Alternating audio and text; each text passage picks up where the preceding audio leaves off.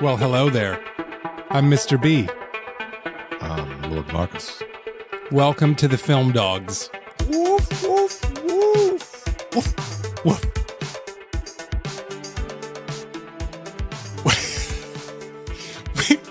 We're here to talk about movies. We're also here to have a good time. And we hope you are too.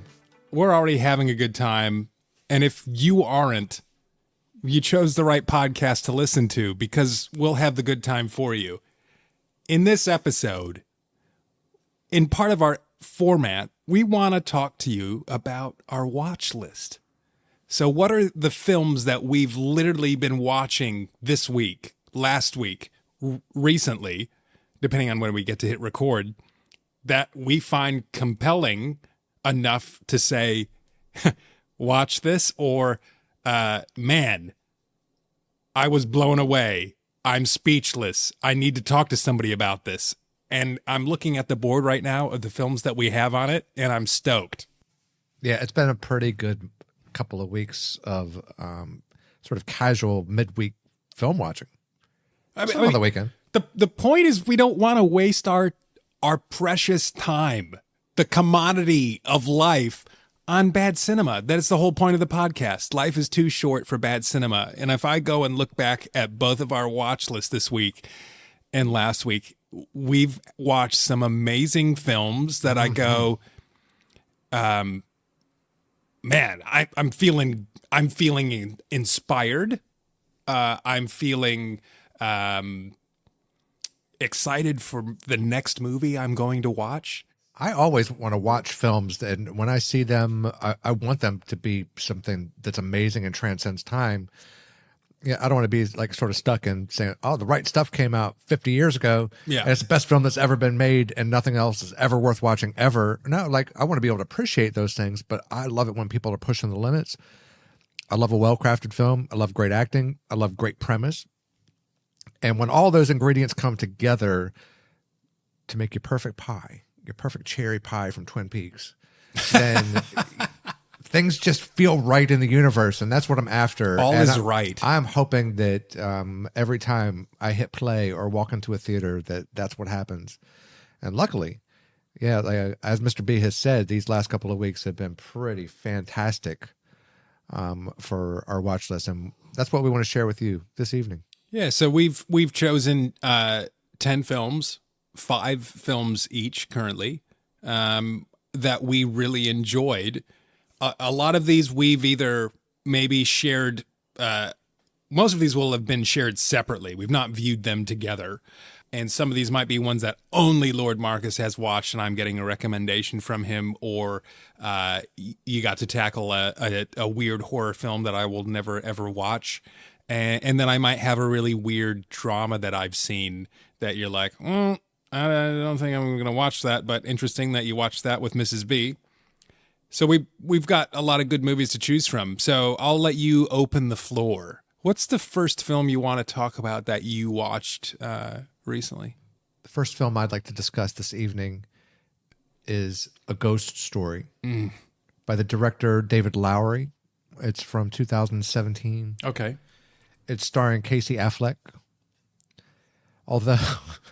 there's going to be spoilers on this episode, but we're going to try not to do like massive spoilers. Yeah. So, let's say that on the premise of our watch list episodes, we want to give you recommendations of movies to watch. We will do our best to not give away the whole movie because we want you to watch it. But we will talk about the film briefly. So it does star Casey Affleck and it does star Rooney Mara, but she's not in it a terrible whole amount. Mm-hmm. The scene, she has a famous scene where she's eating some pie. It's a really long scene, but people exaggerate. It's not 8 minutes. It's like 4. It's like it's a 4-minute scene of her just eating pie. It feels like 8 minutes maybe. And out of context, I love that. You're like, there's a 4-minute scene of someone eating pie that a lot of people talk about, and you're correct. Yeah. But that's like you need to understand, because like the title might imply that it's a horror movie, it's a ghost story, it's a haunted house story. It's really not. Mm-hmm. It's like it's no kind of. Anyway, so Casey Affleck is in this film, Yes. but you only see his face very sporadically because for most of the movie he's wearing a white sheet over his entire body. Yeah. I mean, you've got to be blind to not know that, I guess. Yeah, like even the cover, like the And if poster you're- art. And if you're suggests blind, that. you're not watching movies anyways. No offense to the blind, but on the cover in the trailer, Casey Affleck is wearing a sheet. Yeah. So And the movie's called A Ghost Story. it might sound like, oh well, how great could a movie where the dude's just wearing a sheet? Yeah. And there's kind of it's probably not much to do with the actor, but the way the cinematographer and the camera work takes care of his presence in the scene, and this white sheet's in every single scene, and it's so impactful and it's so powerful, and I am not eloquent enough to state in words what he was able to do visually Yeah. on how beautiful of like just everything. So again, it's sort of in that Lighthouse Academy ratio. It's very square, like it would fit on your old 1973 RCA television. And I'll just say this, that it touches on what draws a soul to remain behind after death. Because obviously, no spoiler here, a ghost is born when someone dies, so there's no ghost without death. But what keeps that sort of soul anchored, perhaps through the ages and perhaps through all time and recycled time, and just the way that there's like really so many scenes that don't even have any dialogue in them. Yeah. Like it's just sort of the passing of time. Like it's almost time lapse. It's And the emotion of grief, because I even took away with the effect of grief on people and the realization when someone is gone and you have lost someone and how that affects us. And so like, there's a lot of facial expressions on how there's only really a couple of scenes of dialogue that really don't have much to do with Casey Affleck's part of the story. I guess it kind of does. You'd understand upon watching it. But the score by Daniel Hart, not only the score, it's so incredible, not only in sort of like the classical music sense of score, but like so not in the traditional sense in the least. Casey Affleck's character is like a songwriter, like a modern producer songwriter, and he also takes care of those parts, and they're really great songs and struggling. You would say struggling songwriter when you look at the. Yeah, but it was done so like it's beautiful how they do it. Man, it was. I was blown away by the music. I was blown away by the cinematography. It to be moved me like a 5-star. Like I gave it 5 stars. Like immediately, I knew I was watching one of my favorite films of all time. I loved it. And for like not a whole lot of dialogue and a dude in a white sheets just sort of standing around. Like the way the camera worked, like he's just like it's just so like rule of thirds is really hard in a square format. So it's like the rule of nines.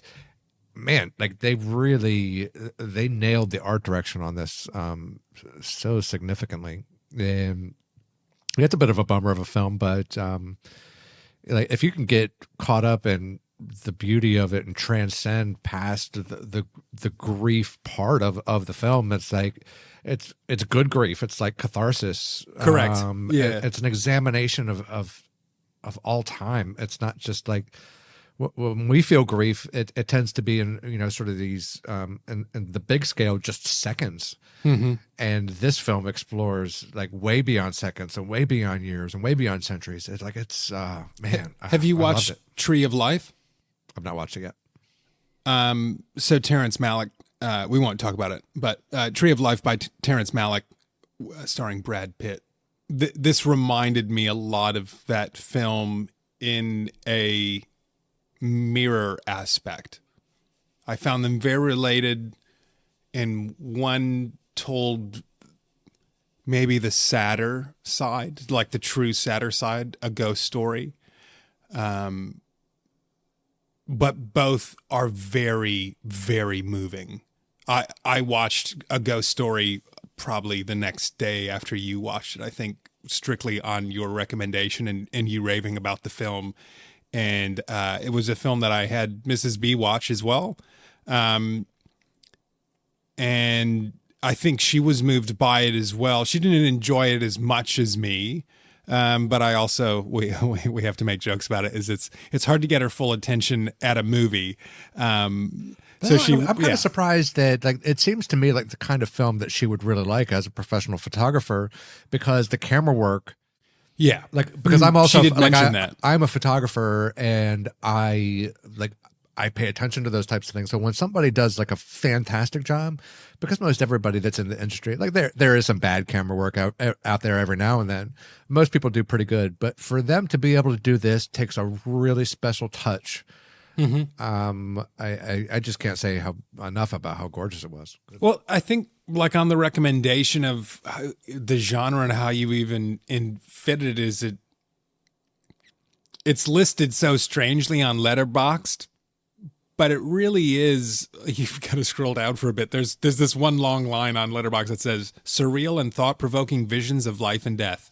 That's kind of what... Well, yeah, I would say that's the most accurate description, right? Yeah. There. Yeah. But I found if you are in the mood for something thoughtful, like do you want to feel something? Totally. This is a film that you throw on when you go, I'm not feeling super low or super sad or super happy, but I feel like I want to feel... and experience and think about life, and this film will cause you to do that. And it's like a sort of, it's almost, this would do it a disservice to like really take this completely at heart, but I'd kind of describe it almost as a 2-hour music video. Yeah. With yes. Like, where they take some breaks for some dialogue. There's a big lead up to a song being played in the film, and like you said, cathartic earlier. Yeah. They design it for...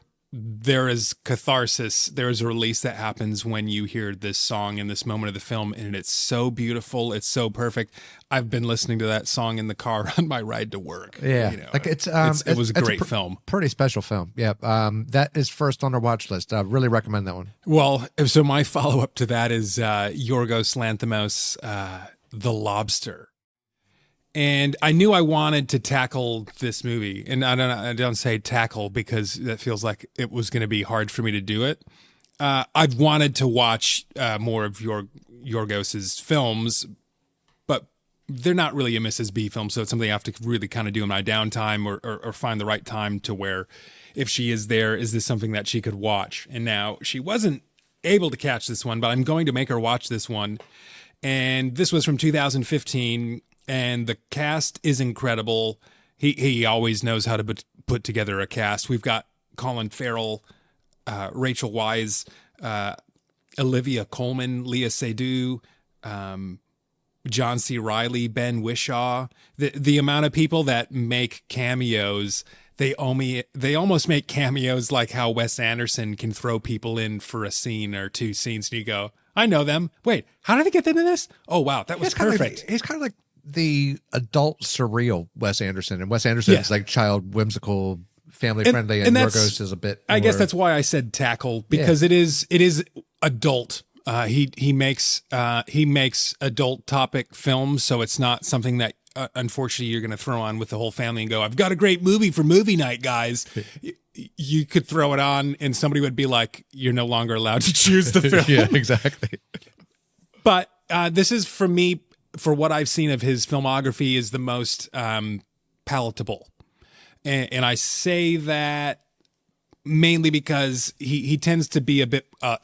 he likes to talk about sexual politics a lot and societal views of that and that sort of thing in his movies. And they can be absurd. That is a great way to describe his movies. How do you describe Poor Things, or how do you describe... The Lobster? The first word that came to mind is absurd. I am a big fan of the word absurd when it comes to cinema, because the masters know how to do absurd right. And like absurd really, it can be provoking and imaginative at the same time, and it can be like also maniacal. Yeah. And it can also be calming. Like there's like when you have this sort of absurd, and it's very self-aware absurdity, like for me that like it just produces a very unique, often strange vibe, but it just stimulates areas in your mind that aren't serviced by people that are holding your hand through a spoon-fed narrative at all. yeah, Yorgos is really, really good at that. Well, and so famously for us film dogs, we use the app, the website Letterboxd to compile a lot of our information, to get recommendations and reviews and stuff. And we would highly recommend that you either join that community or download even the free version of it for logging the diary, building a watch list of films and rating films and stuff, and also getting information. So I love how they describe how genre like this. If you want to know what is this film, how would you describe this film, and what are the genres, they've got it listed as a drama, comedy, romance, which 100% is. But even the synopsis nails the film and doesn't give too much away. And I'm going to read that. And it just says, in a dystopian near future, single people, according to the laws of the city, are taken to the hotel where they are obliged to find a romantic partner in 45 days or are transformed into beasts and then sent off into the woods. 100% literal what I just read. That is the movie. Now, I didn't give away the movie by reading that synopsis, but that is literally the movie. And it is incredible. The dialogue, you watch Yorgos, or you are forced to watch Yorgos finally by the film dogs or by somebody else because of the dialogue. Nobody does dialogue currently better than Yorgos. And this movie is really a relationship, like it says, drama, comedy, romance, starring Colin Farrell and Rachel Weisz, kind of, oh man, Olivia Colman, Léa Seydoux. I've mentioned all these people before, and I can't give away the film because you just need to watch this movie. You need to watch it. The struggle of Colin Farrell to find a partner, and really our view in society. How does society view relationships? How do we view single people? How do we view monogamy? But even the fact when it says turns people into beasts, literally, well, how do we view the people that we would judge outside of society who don't live according to our norms? It deals with a lot of social cues, even our thoughts of sex and finding partners and truth. And what is truth? Is it who I am, or is it who I tell you I am? And just that interpretation, the film tackles a handful of things. And I was, it's shocking. There are some scenes that are utterly shocking. There are scenes that make you cry. There are scenes that I laughed so hard at. This movie really contains a lot of emotions, and you'd almost say a satire on world relationships. I've not seen a movie really like The Lobster. And when you start watching Yorgos's films, you understand really what kind of director he is, because any other movie that he's made, you go, only Yorgos could make that. Well, and I loved Poor Things, but now that I've seen The Lobster, I go, wow, like this dude has chops. I'll say this. I think that he uses a ratio of absurdity. And I think for a lot of films that really want to tackle the sort of absurd surrealism, is that they give you 100%. And Yorgos sort of does like a 75-25 or an 80-20. I think he's still fine tuning. He doesn't have an immensely large filmography. And I think Poor Things is him sort of accelerating the absurd. And so it's more like a 70-30. And The Lobster is sort of like a 75-25. And The Killing of a Sacred Deer is more like there's less absurdity. There's a little bit, but it's more like 90-10. But the masterful stroke of it is that he's not giving you 80% absurdity. He's giving you 20% absurdity. And the rest of it's, like just really masterclass, excellent writing, excellent cinematography. Like, he's got a good cast and crew around him all the time. He's attracting great attention. Yeah. But the momentum behind him in his films, people want to work with him. And, this is about The Lobster, not Poor Things, but like Colin Farrell, Worked with him twice. Probably won't be the last time. Rachel Weisz twice. It's like he's sort of getting these repeat people that want to work with him over and over. Really liked it. Great film. Add that to your watch list. And if you have watched his films and you're kind of going, oh man, I don't know if I could tackle another, or if you're wondering what kind of mood you are in, like I said earlier, I find this to be a more palatable film for him. He is still 100% Yorgos in it, and there are some moments that are absurd. It is absurd, but I walked away more moved than not moved. The story is still stuck in my head. I'm replaying scenes. Yeah, you should watch it. Mark, Boom. Lord Marcus, what next hath you watched that we must watch as well? Now, this is a little, it's kind of on brand for me. Now, I hope that I might be able to talk you, Mr. B, into considering that this might be a film that you could watch. Okay. It is listed as a horror, but it's not. Sell it to me. I don't think it's a real horror. This movie's called Possessor. It's by Brandon Cronenberg. Oh, yeah, okay. Who we talked about recently on our favorite 23s. I had for sure. his film Infinity Pool on my list. He again, a little bit in that sort of same category as Yorgos. He tackles the absurd. He's a little bit more on the darker side of absurd. Yeah, okay. Now, this is listed as a horror film, but let me tell you, it's more of it really, and I mean this, like I'm just not trying to get people to watch secretly horror movies. It's more of a technico thriller. So I'll read the synopsis from Letterboxd as well. Yep. Tasha Voss, an elite corporate assassin, uses brain implant technology to take control of other people's bodies to terminate high-profile targets. Wow. Okay. As she sinks deeper into her latest assignment, Voss becomes trapped inside a mind that threatens to obliterate her.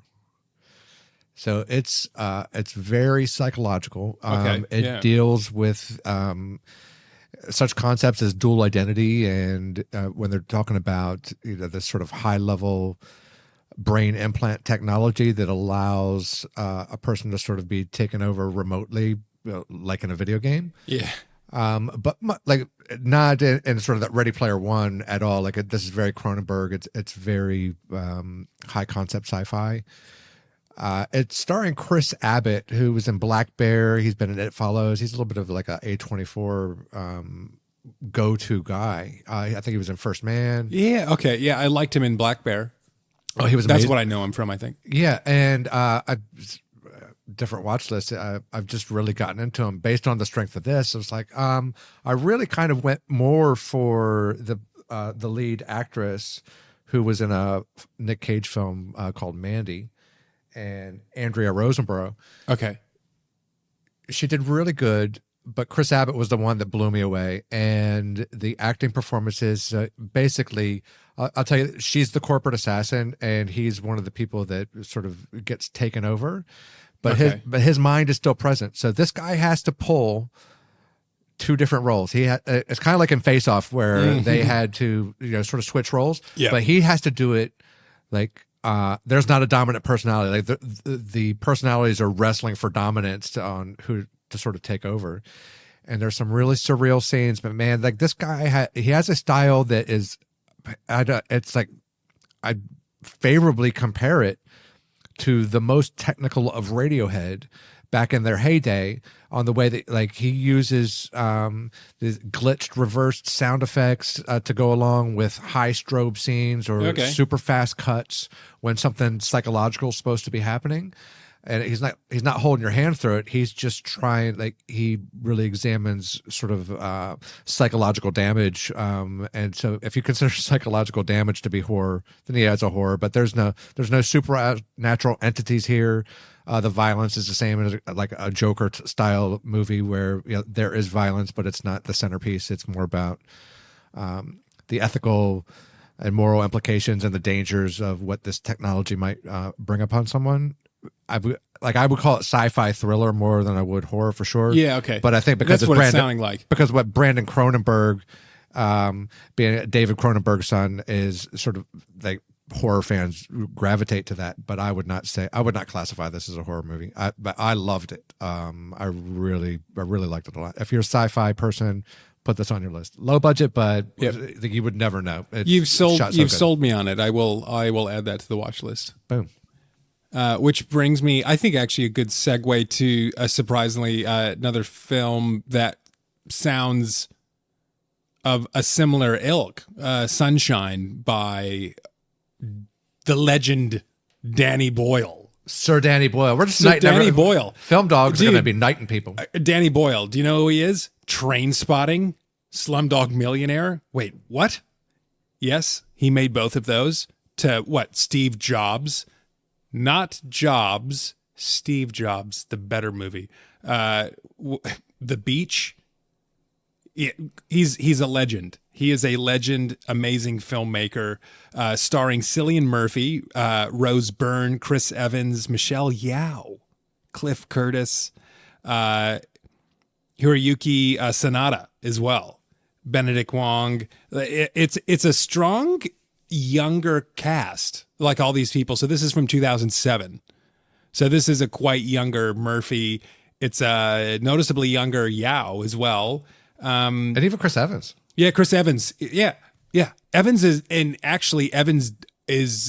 amazing in this movie. He's really good. So Synopsis it's in the near distant future. It seems like it could be happening anytime now. The sun is dying, and a team of astronauts have been sent to try and help restart it. So kind of by launching some sort of explosion thing into it. They think they're going to try and be able to restart the sun. If they don't, they're fearing the world's going to become, the Antarctica. First team fails, so a new team is sent, and the team is kind of the cast that I just told you. And it borders on a drama, sci-fi, but it really then hits tinges of thriller / horror as well. It is a multi-genre film for it being sci-fi. And that's why I enjoyed this one a lot. It's not we talked about Ad Astra on the last pod. Yeah. It's not like that in any way, really. Well, to me, it kind of is. But it's not the thriller or horror aspect of it at all. That was 100% a relationship drama. Is Ad Astra? This one, fair call. This one is 100% a semi-believable, not too distant future, almost horror though. Their moment, horror thriller. I don't know. That's what I really liked about Boyle, and he didn't write this one actually. Alex Garland. Garland wrote it, which was a reason that I was like, oh, Boyle, he's less miss than he is hit. Like he makes some major hits.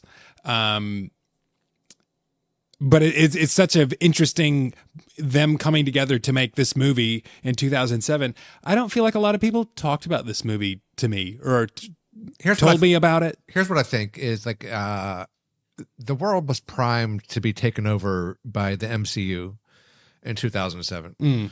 That was just where that was what the audiences wanted. The year I graduated. Oh, I just gave away my age. And sci-fi, traditionally since 1977 with episode 4 New Hope, everybody wants these big action blockbusters that are space operas and space fantasies.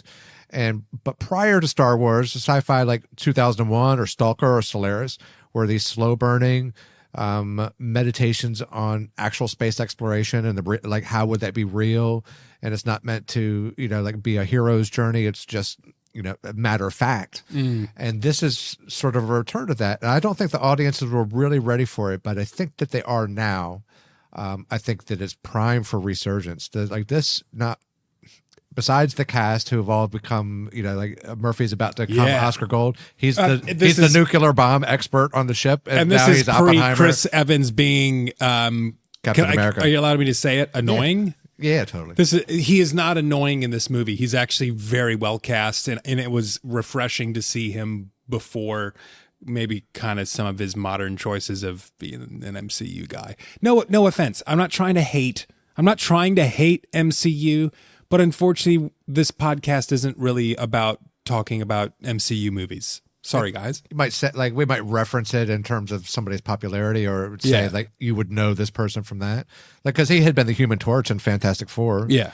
And like that was just not a very good movie because they didn't keep on doing it, but he was able to sort of, I guess, audition anyway. Like there's problems that have been reported on people's criticism of Sunshine is the third act, and I think a lot of that has to do with there is a bit of a WTF, like what's happening with this now? All of a sudden, there's a villain. Yeah. Now, let me tell you, it's an Alex Garland film, and like the third act in Alex Garland films, you just need to.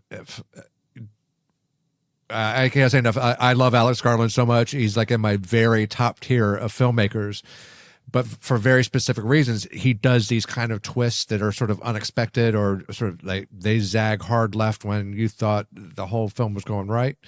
And so there's just a little bit of, like it takes a little bit of a turn, but it fits directly into, like, it wasn't an accident. It wasn't like, oh, they just made a bad choice. I mean, it was by design. Yeah. And I think because it took it from, this sort of serious rescue the Earth operation into maybe more of a murder mystery for half an hour. But it really, for me, it really fit. I like a film that does that. Like 2001 really did kind of the same thing. Like after Dave Bowman was not on the ship anymore. Yep. It got very surreal, got very weird. And this kind of does, like, it doesn't go quite that far. It's not even as, like, it's daring, but it's not that daring. I didn't ruin it at all for me. In fact, it really made it better. I liked the third act a lot. Yeah, I didn't mind third act at all, and I really liked the synergy between Boyle and Garland. Yeah, and because they've met together a couple times. We're talking 28 about days Garland later. is of Ex Machina, Annihilation, 28 Days Later, Horror Men, great movie. We enjoyed that one, and can't wait for his newest one. That's going to be this year, The Civil War. Yeah, Civil War. He's got a great television series called Devs as well. Really worth checking. I didn't know that was him, because so I don't watch a lot of necessarily TV. It's like a good little 6 or 8 I've heard good episodes. things about it. Oh man, it's so good. If you like sci-fi, and I do, obviously. What next you got? I'm going next to go with a little Australian low-budget film called These Final Hours. Okay. And it's by a gentleman named Zak Hilditch. It is an end-of-the-world kind of scenario. Obviously, These Final Hours is referring to that humanity is about to be wiped out. Now, there was a similar movie not too long ago called Don't Look Up that sort of tackled a end of the earth, explosion, wiping out life. Something similar has happened in this film, but it just happens to be low budget with no actors that you would have heard of. And so it essentially follows a guy. This takes place in Perth. And he's with a woman who reveals that she's pregnant, and he leaves her to go to a party, and some things happen along the way, and he rescues a little girl, and Sarah Snook's in it. I guess it's probably the biggest draw for anybody that's like Succession fans. It's not a big part, but it's like a bonkers insane part. And I know Angourie Rice as well. I think she was in Beguiled. She was in a Colin Farrell movie called Beguiled, but she's been in some of the Spider-Mans. She was in Nice Guys. She's in the newer Mean Girls as well. I've not seen any of those. So the look, what they did on this really small budget. I'll say this: I don't think that the acting was really great, but it wasn't horrible. Like you wouldn't want, like, if you're a fan of acting like Daniel Day-Lewis, you're not going to put this on. It's extremely low budget. They took credible actors that could pull it off, but it's the premise. I'm really impressed when somebody's got a super low budget and can do what this guy did on a low budget film. Like I was invested in what was going on. It sparked my imagination. I love dystopia. I love like Lord of the Flies scenarios. Like what happens when society descends, when there's nothing left to live for. Like you've only got hours left to live. How do you spend your last hours on Earth? as a society, not just as an individual. Yeah, like it was really clever. I liked it a lot. Interesting. Props to Australia. Yeah. How did you find it? Or how was it marketed to you? Because I have not heard of the film. It was on Netflix. I was searching for a different film, and it was on the More Like This tab. Yeah, okay. And so I was like, oh, well, that sounds cool. I'm really trying to watch more Australian films being here, because if we're going to hit like any of the film festivals, I want to make sure that I don't miss the next Rover. Now, I wouldn't put this on. This is nowhere close to that, or like the best Australian film I've ever seen. But like, I was impressed by it. I would love for people to see it, so that this guy gets to make more films. I think he's like when we saw No One Will Ever Find Me.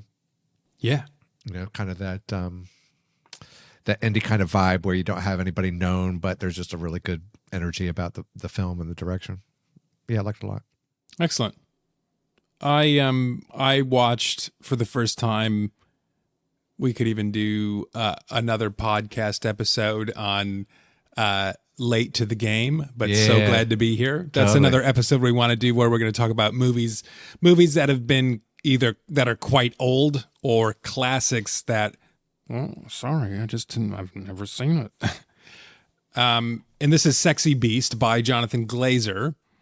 And from 2000. From 2000. That's the main reason why Late to the Game. So it is an older film. I don't know how I missed it. I was not aware of the film. But we've been wanting to do Glazer because of the Zone of Interest 2024. Yeah. Winning a lot of the awards, a lot of nominations, and we're about to hit the Academy Awards and wondering what's going to happen here. Not released yet in Australia. It's about to come out, so we're really looking forward to Zone of Interest by him. But anyways, because of that, I wanted to get more Glazer in my life, and this is highly rated. 5-star for me, man. 5-star for you. Yeah. Oh my God, I cannot tell you how much I love this movie. I also don't know how I missed it. I don't know how. Not only do I not know how I missed it in 2000, I don't know how it's eluded me for 23 years. It's insane. I have no idea how I've not heard about this film. Yeah. It is it is a me movie through and through. It's got I'm not going to do massive spoilers, but let me tell you, Ben Kingsley, you might think you know who Ben Kingsley is. You might think you know what kind of roles Ben Kingsley plays. Let me tell you, he's the most intense dude ever to walk the earth in this film. It's like if I had to cast a villain that scared the shit out of me, man, I'm casting Ben Kingsley. Man, dude, this guy, like if you see this guy walking towards you, you should get into the fastest car you can find and go in the other direction. My goodness, the intensity level was like Spinal Tap, crazy. Well, this is all the way back in 2000, like we said. So it's an older movie, and even the cast, the people you're really gonna know is Kingsley, but outside of that, it's got Ray Winstone and Ian McShane. Those were really the only people that I really knew that was in it. And they weren't really. That might have been my. Just hadn't heard of those guys at that time, because I don't think I saw Ray Winstone until The Departed or maybe even The Proposition. Yeah, exactly. Which is why it is such an interesting film, because it is amazing. I was not aware of it. I wasn't aware about anything about it. It was a great watch. Synopsis is just, Letterboxd says the idyllic life of a retired safecracker gal is put at risk when a psychotic gangster, played by Kingsley, from his past arrives at his villa in southern Spain and intent on bringing him out of retirement for one last job. And that really is the synopsis. It is... It reminds me of what I like about Guy Ritchie. Totally. When Guy Ritchie is really good. I thoroughly, wholly, completely believe that this movie and Snatch are twin brothers. I was looking for Ritchie's name somewhere in it. With what? Did he produce it? Did he co-write it or anything like that? It's by Guy Ritchie's older smarter, wiser, more art house brother, or his younger art house, independent, stronger filmmaker brother? Are you calling out Guy Ritchie on the pod? I am. I'm saying Glazer whoops him. Okay. Yeah, Hot take you by... could say different weight class, but I'd say hot take by Lord Marcus. Pound for pound, Glazer is a better director than Guy Ritchie for me. Guy Ritchie might be a little bit of a heavyweight, but he's made a couple misses, and I don't think that Glazer really has, in my opinion, I don't think he's got a miss in him. I think he's just he might not end up making as many films, but I don't think he's ever going to take those big studio paycheck pictures. I think he'd be just as happy going out like Kubrick did. He's more like a Kubrick director. I would say you watch this movie if you are in the mood for a Guy Ritchie film, and you're in the mood for a good Guy Ritchie film. And Mrs. B was home when I watched this and had it on in the background. It's not overly dark or anything like that, or too crazy. There is a lot of language, a lot. Language warning. But what is semi-funny is it is that UK gangster. So it's UK gangster language, and there's something that is just comedic about it in the performances and the absurdity of Ben Kingsley. I don't think Australians would be offended. Yeah, but I think there's a large swath of Americans that might be like, what did he we're just signing say? off on it, going, this is a great movie. We enjoyed it. You should watch it. I am saying you need to be aware of, this isn't the movie that you're thrown on to watch with maybe your teenage boy. Yeah, maybe put some Bluetooth headphones on so the kids don't hear. But outside of that's a good guys' night movie, or I enjoyed it. It was good to have something a bit more, actually 100% more lighthearted than any other film that I've watched recently. And if you liked The Gentleman, I'd say you'd like this movie. For sure. Yeah, totally. All right, next what do up, you got? Only God Forgives. Amazing. Okay, awesome. You watched this recently. Yes. Directed by Nicolas Winding Refn. Yep. Starring the master, Ryan Gosling. And this is after Drive, from my understanding. After Drive, yes. The next film after. And so same director, same actor. Yeah, same lead actor, which is... talk to me about the film, but it is interesting that it is Gosling and it is right after Drive. Now it's from 2013. One of the nice things about this that really drew me in is I'm trying to find these little 90-minute movies, so sometimes I can fit in 3 or 4 a day. Yeah, a good tight film. Yeah, and I could just take a natural break, and so I saw this. It's only 90 minutes. Like, oh man, a good 90-minute film, right on. The synopsis, as according to Letterboxd: time to meet the devil. Julian, who runs a Thai boxing club as a front organization for his family's drug smuggling operation, is forced by his mother, Crystal, to find and kill the individual responsible for his brother's recent death. Nice. Now, I would say that this, if you like Drive, obviously you would like this film because it inhabits the same universe of vibe. It's more brutal than Drive, I reckon. Yeah, totally. The machete wielding swordsman that dehands people is a little. It's kind of Tarantino-ish, actually. Yeah. For sure. But if you like the show or the movie Animal Kingdom, this is very similar in the fact that there's sort of a matriarch, an older matriarch that takes and puts everybody into line, and she's like the real boss. And I just found myself I loved this movie. If it had Ellen Barkin as the mother, it would have been 5-star for me. Because the rest of it's that good. And not that it was a bad performance from anybody.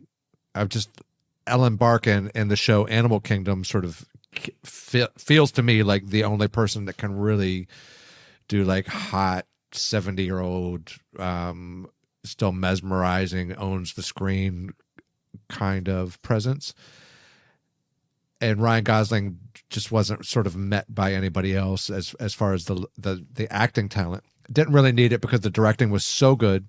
The script was so good. There wasn't a lot of dialogue from Ryan Gosling in this, so it was just more of him sort of brooding. But it's not dialogue heavy. Shows his dynamic range. It's like he still sold it. Like Stone Cold classic, 4.5 for me. I really liked it a lot. But if you've been to Thailand, like I like these movies that take place in some place that I've been, particularly like overseas. It just sort of helps transport me there and relive it again. But also just like it become a little more immersive. Like I know what the sights and the sounds and the smells are, and I thought it showed a really they picked good locations from Thailand. Yeah, I've seen this recently as well, and I wholeheartedly agree. I enjoyed the film. I think it's better than a lot of people said it is. I think people wanted it to be a lot more of a mainstream film because of Gosling and where he was heading with his arc of his career. But I love Nicolas Winding Refn as a director. He's got some pretty good wins on the board, and this is an enjoyable. It's a bit more out there than Sexy Beast on terms of violence, but it's another good good guy film. But it's kind of absurd violence. Yeah, which like I think we've already touched on. I like absurdity, and when it doesn't take itself too seriously, like it's serious, but when it gets absurd, it's not like this has just gotten corny. It's absurd without being campy, I think. Well, I watched Spencer. Nice. From Pablo Larraín, who does some pretty good biopics because he's done this. He's also done Jackie, which I have watched recently as well. And this is the story of Princess Diana leading up to her death. It's not a story about her death, but it's almost like her final years and maybe her lens of living that life and how she is viewed by everybody around her, whether it's from the Queen all the way down to the help. It's almost shot with tinges of surrealism, like are we in her dream? And almost horror-ish, but that is because of the soundtrack, which is incredible, by our favorite Johnny Greenwood from Radiohead fame. Let's knight him too. Yep, Sir Johnny Greenwood. And the soundtrack for me really makes the film. Starring Kristen Stewart, I guess she makes the film 100%. Under her is the score. But what's incredible is it's a 1-2 punch. It's a 100% 1-2 punch. What's incredible is seeing Kristen Stewart, who is not from the UK, play Princess Diana, and you're transported and you buy it. Like it's incredible. Her performance is incredible. And the cinematography, best I've seen for somebody doing Princess Diana. The framing of the story, I think it suffered in maybe the ending. I think the ending could have been tighter and better. I'm not sure if it was landed where I would want to land the plane. So I didn't give it a full 5. I gave it a 4.5. I felt for me because I recently watched this for the first time as well. Maybe on your recommendation, thank you, because I really enjoyed it. Yeah, there was moments of it that I absolutely loved, and I just thought to myself, it sort of examines Princess Diana, her mental health, and like the way that the director is describing it. Like some of the scenes are getting into some of the mental health issues. Yeah, and you sort of see the world through her eyes. It's not necessarily reality. It's just sort of maybe, I don't want to say hallucination, but let's just say hallucination. Yeah. And the hallucination it's very dreamlike, surreal. Yeah, very dreamlike. Those sequences for me were so beautiful. If I could have gotten that entire film like that, where you were just always questioning what was real and what was not. I like when it did that and made you question what was real and what was not. That was the ingredients for a 5-star film for me, and it didn't do enough of that. It only did it just had splashes of it, and like enough that it was really, and the rest of it was really good. Yeah, but again, yeah, to touch on the Johnny Greenwood, Sir Johnny, man, he again, yeah, you're right when you say that it sort of gave it a horror vibe, just because like the soundtrack will sort of dictate what you think the genre is, and Exactly. it's just this slow, creaky, and eerie, and minor chords, and yeah, like a horror score. Which one's better? There Will Be Blood Mm. or Spencer's soundtrack? Well, I'd have to honestly, I'd have to go with the Spencer soundtrack, because There Will Be Blood has the great cinematography, the great directing, the great acting. Like, it has all these other things. Spencer is nowhere near that. The music makes it so much better. Yes, yeah. Like the music matches the mastery of There Will Be Blood, but it elevates Spencer to a stratosphere that it would not have achieved without it. Or in lesser hands would have maybe not even been anywhere near as good. Boom. Yeah, Spencer, good pick. Yeah, great film. And director as well, has made some great films. Like I said, the Spencer. He's even done El Conde as well. Did you end up watching that? Yeah, totally. Okay, yeah. That's on my watch list. I haven't seen it. I've been hearing it's been hit or miss, but we won't talk about that. What do you have next? My next one, last one for the evening, Mr. Luca Guadagnino. Nice. A Bigger Splash. So he's more up your alley than me. He is coming out with Challengers, which you got in your anticipation draft. Yeah. Which you stole from me like all these other. Well, we have been talking about drafts, and this is one that I'm famously hanging on to, but possibly for you for trading. So right. just remember, it's up there. It's up there kind of for grabs. Anyway, so the director, he's known for a couple other films, Call Me By Your Name, Bones and All. Yeah, both with Timothée Chalamet. He Both with works Timothée with him really Chalamet. well. Yeah, they've got a really great relationship. This one, now I'm a massive fan of Tilda Swinton. Like, I am a massive fan of Tilda Swinton. We share mutual love for her. I like Ralph Fiennes. Yes, agreed. I've never really been sold on Dakota Johnson, but with that said, she was really good in this. I know she was cast in the 50 Shades movies that I've never seen. And so maybe I gave her a bad rap because she was cast in that, but Jamie Dornan, I've watched his other things, and I love the actors. So she's in this. She was in Suspiria, and I wasn't familiar with the other gentleman that was in it, but the premise of the story is as follows: a gentleman is not one to reveal all of his secrets. That's what I'm saying about myself. An American couple, Paul and Marianne, spend their vacation in Italy and experiences trouble when the wife invites a former lover and his teenage daughter to visit, which leads to jealousy and dangerous sexual scenarios.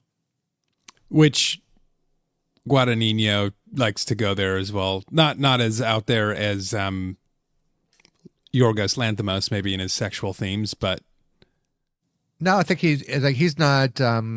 He is a European filmmaker as well. He's Italian, and there's something about the European sense about like the way that they tackle anything about sex or infidelity is just completely different than Americans or Australians or our English society.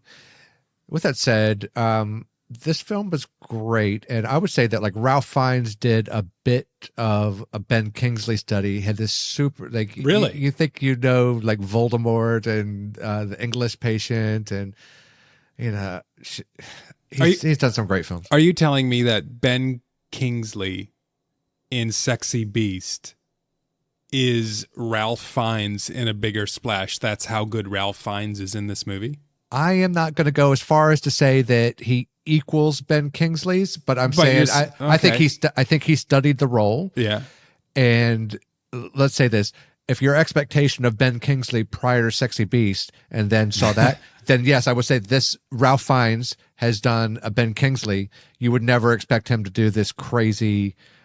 He's like an old record executive, and so he just knows a lot about music. And he's just always high and coked up, and he's just as intense of a performance. It's just not as brutally violent, but I would say it's a very intense performance. And he was Tilda Swinton's former lover. That, and so their chemistry with each other and the friction of him sort of being introduced in his life, and the jealousy, and but everybody's complicit, and Dakota Johnson's being really seductive. Like, it's a very, I would say, it examines seduction and the consequences of seduction. Yeah. It's definitely a drama / thriller. Interesting that it's thriller, because this is on my watch list. I've not seen it, but I'm really surprised. It's on SBS On Demand. And again, I hadn't really known about it, but I wanted to do a dive into his filmography. Man, I really I was surprised. I shouldn't be surprised, because it's Tilda Swinton, and it's him, and Guadagnino, and Ralph Fiennes. I love all of the cast. I guess there just wasn't a lot of exposure to it, and it's from 2015. So I don't know how I missed it, but as I was doing this deep dive and I was watching it, the Ralph Fiennes performance really delivered it for me. I will favorably compare it to Ben Kingsley and sort of the intensity level, because you think Ralph Fiennes is this calm little guy, like the dude from the James Bond films, and he's quaint and he drinks tea. And this guy is not that. Like, he's just he's a raging beast. But I really enjoyed it. I recommend it to anybody that's in for like just a good. It's R-rated for sure. There's lots of language. There's I don't think there's much. There might be a little. He can be a bit.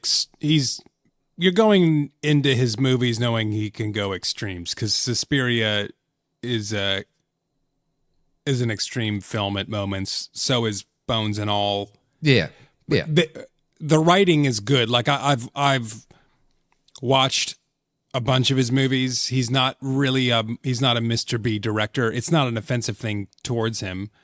Like, I'll watch this movie because I do want to tick it off my list. On future drafts, are his films safe for me to put towards the end? Well, that's why I told you, if I've got challengers, I'm sure you'll want to trade me for them, because they're more up your alley than me. And it's kind of one of those, if he is 100% a Lord Marcus Brand director, totally. Where I go, if you're Mr. B and you're going, is Mr. B going to watch this film? Yeah, I'm going to, but it's probably not going to be a movie where I'm going to be like, hey, everybody, you should watch this. Otherwise, you'll be like, Mr. B, are you okay?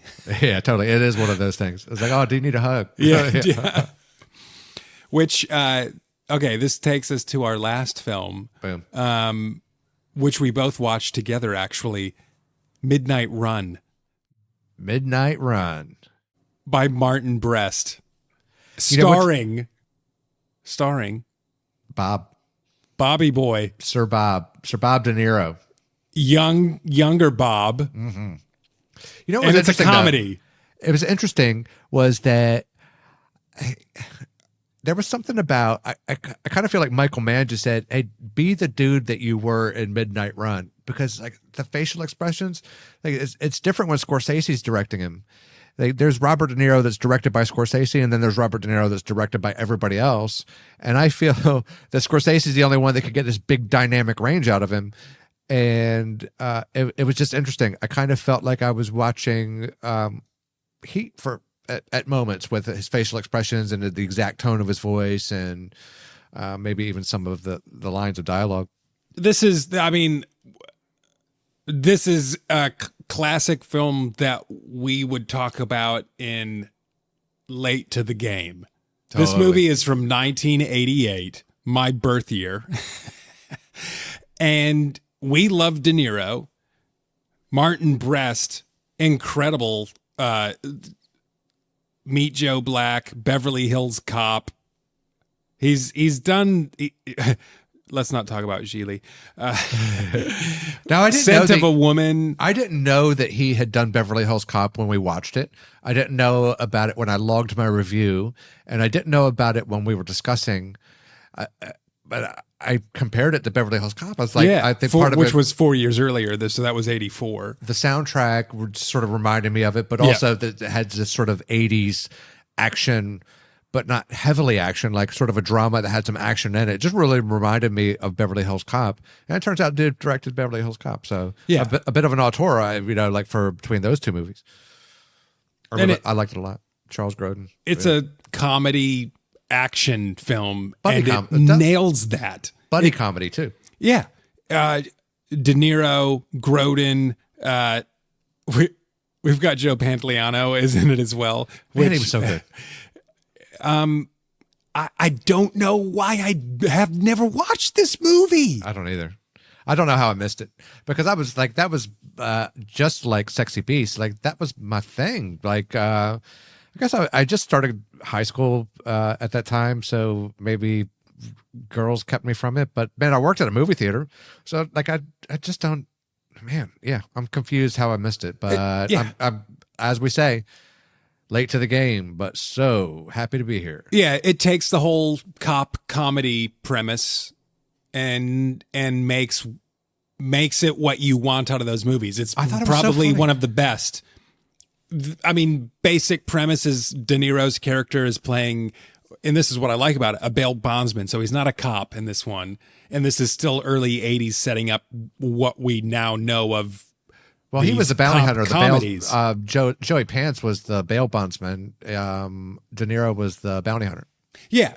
So bail bondsman, bounty hunter, and they're trying to chase down Grodin's character, who has stolen money, is a former accountant for the mob. He didn't know he was working for the mob, and when he did, he ends up taking a bunch of this money, and disappearing, and supposedly using this money for good. But anyways, they're tracking him down because he stole some money, and hilarity ensues because they're trying to get Grodin back by Friday, and they've only got, I think they say 5 days to do it. And so it's kind of this cross-country road trip, and it's almost like watching Planes, Trains, and Automobiles as a cop movie. That's maybe the best way to describe it, of tone, humor, and the mateship and cross-country. It's hilarious.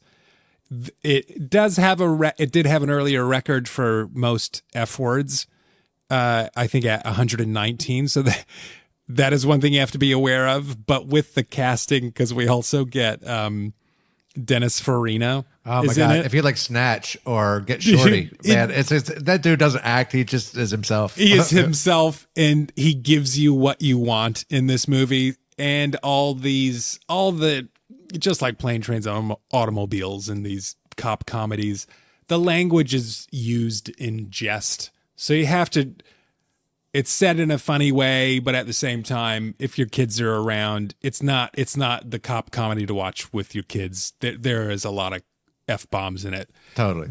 But it is, for me, it is the funniest cop style comedy that I've seen.